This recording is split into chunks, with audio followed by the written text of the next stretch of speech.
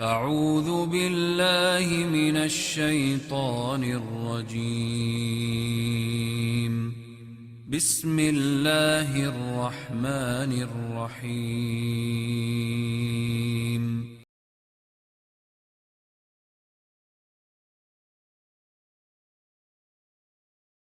Ya. Keutamaan sholat berjamaah. Keutamaan sholat berjamaah. Di antaranya, semuanya sudah saya jelaskan di dalam kitab bekal sholat secara detail, tetapi saya ingin menyampaikan secara global pada kesempatan kali ini secara global ya. Di antara keutamaan sholat berjamaah yaitu pahala dilipat gandakan. Pahala dilipat gandakan. Menjadi 27 kali lipat. Dalam sebagian riwayat 25, dalam sebagian riwayat 27. Dan ini sesuatu hal yang harusnya motivasi kita untuk semangat sholat berjamaah. Saya sekedar memberikan hitungan-hitungan agar kita semangat ya. Misalnya, beda antara perbandingan antara yang sholat di rumah dengan sholat di masjid. Coba kalau kita bandingkan selama setahun ya. Setahun. Kalau sholat di rumah ya, berarti kalau dia selama setahun, pahala yang dia dapatkan berapa? Rakaat satu hari. Satu hari sama dengan 17 rakaat. Kalau 365 hari, coba saya kasih kalkulator dulu ya. Ini biar kita semangat, jangan malas sholat berjamaah di masjid. Jangan malas sholat berjamaah di masjid. 17 kali 365 sama dengan 6.205 rakaat. Ya. 6.205 rakaat. Sekarang kalau di masjid ya, satu hari sama dengan 17 kali 27. Coba satu hari saja berapa? Nilainya berapa rakaat? 17 kali 27, 459 rakaat. 459 rakaat pahalanya. Kalau setahun 365 hari tentu banyak sekali ya. Kali 365 sama dengan 167.500. 167.535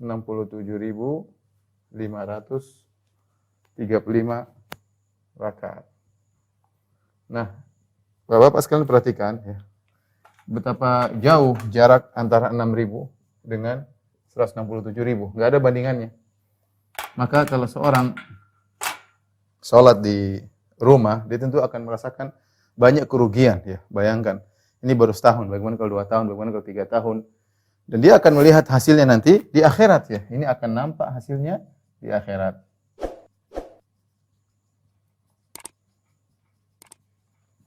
Ya. Sekarang tidak nampak memang, kita tidak kelihatan ya. Tapi seandainya pahala tersebut nampak di dunia, misalnya kalau Nabi mengatakan barang siapa yang sholat di masjid dapat 27 gram emas, oh masjid full pasti. Masjid pasti full. Nggak usah emas. Barang siapa yang sholat di masjid dapat 27 kambing, dapat 27 nasi bungkus, orang rame. Tapi kita tidak bicara tentang pahala di dunia, kita bicara pahala akhirat. Maka kita bisa bayangkan bagaimana terlalu jauh. Ini 167.000, bedanya bisa 161.000 sendiri. Ini 6.000, di sini 167.000. Ya. Jadi sangat signifikan pahala yang berbeda antara sholat di rumah dengan sholat di masjid. Maka seorang berusaha untuk semangat sholat di masjid. Kemudian di antaranya setiap langkah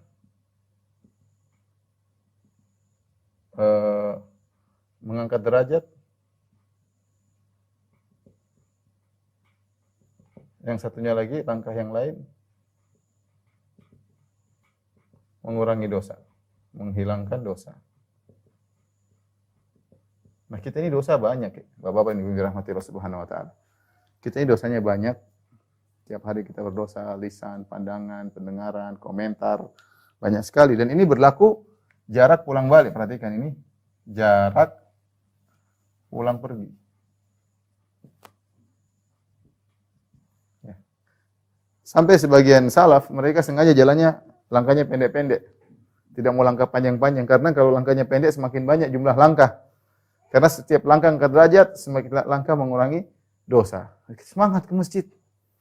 Makanya banyak dalil menunjukkan diutamakan untuk jalan kaki untuk sholat berjamaah. Ya, banyak dalil menunjukkan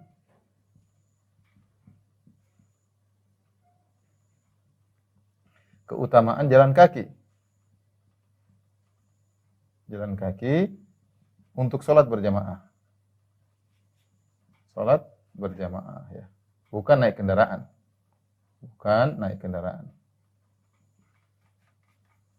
Hadis-hadis banyak ya.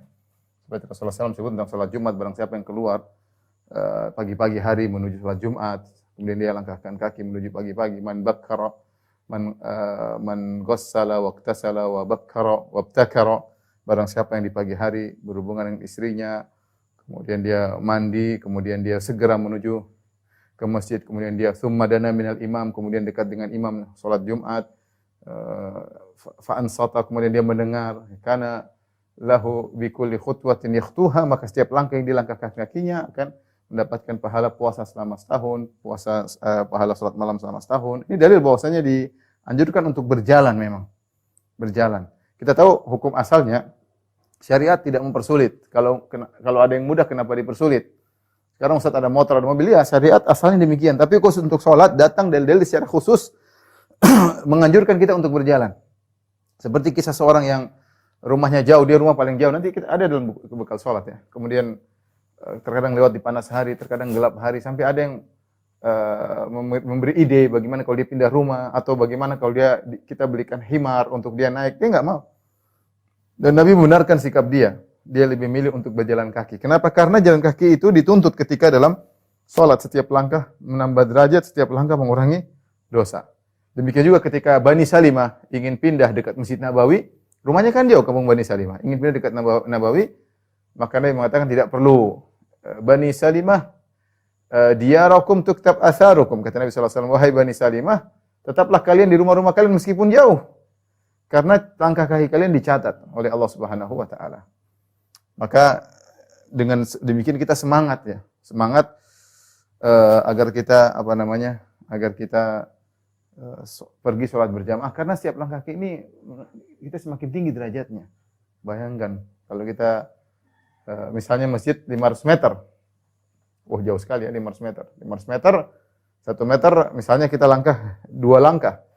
Berarti kalau 500 meter bolak-balik sekilo. Kalau 1 meter 2 langkah sekilo, berarti bisa 2000 langkah dong bolak-balik.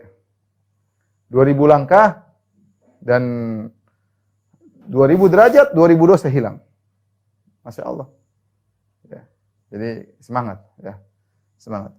Kemudian kecuali kalau ada uzur, kata Syekh Utsaimin, ya, kecuali kalau ada uzur,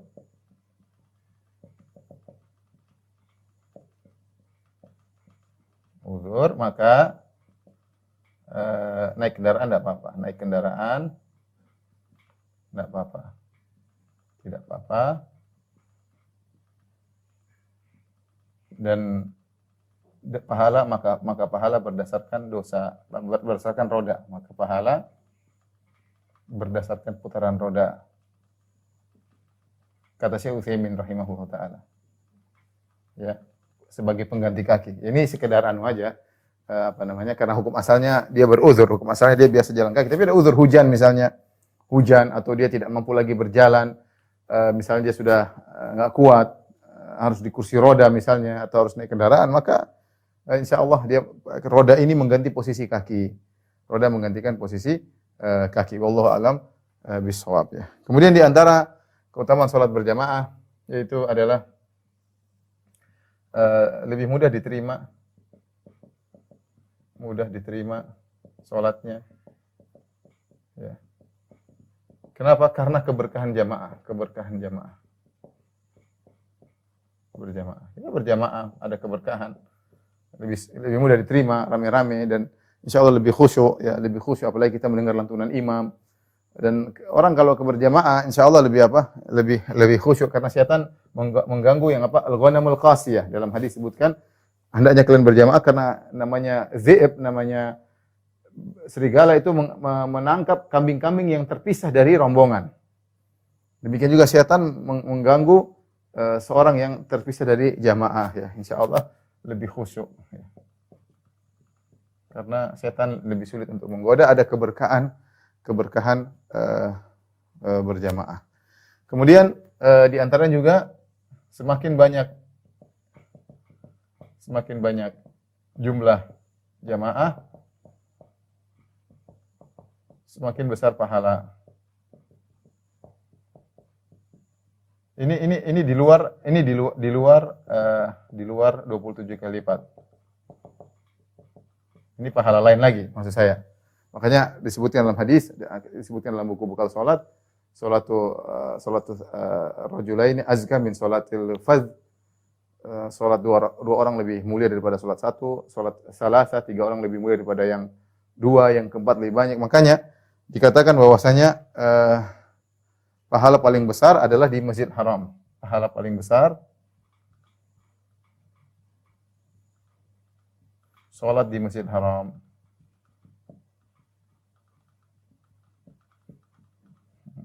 Dari sisi jumlah jamaah yang paling banyak.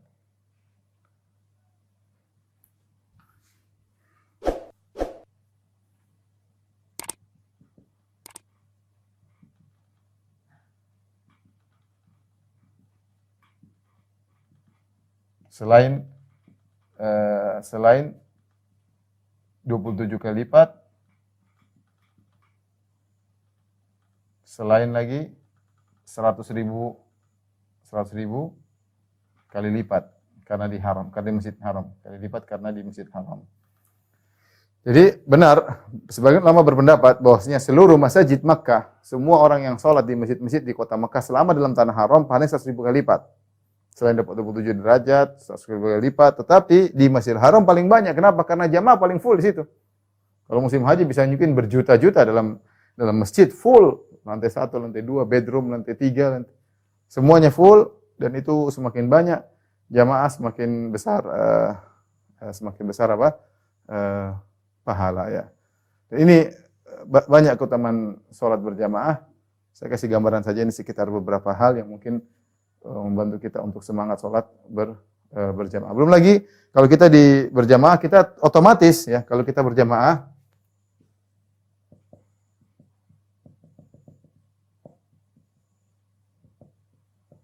otomatis semangat sholat rawatib, baca Quran, doa ya, dan lain-lainnya. Semangat ya, karena sholat rawatib kondisi kalau dia datang lebih cepat, kita pas sholat rawatib dulu. Kemudian kalau mungkin imam belum datang, baca Quran dulu, kita berdoa. Jadi banyak yang bisa kita lakukan. Beda kalau sholat di rumah, ya kita sholat mungkin cuma yang fardu doang, yang sholat fardu saja, adapun sholat qobliyah dan ba'diyah mungkin kita tinggalkan. Makanya seorang mengkondisikan dirinya untuk semangat sholat berjamaah. Baik.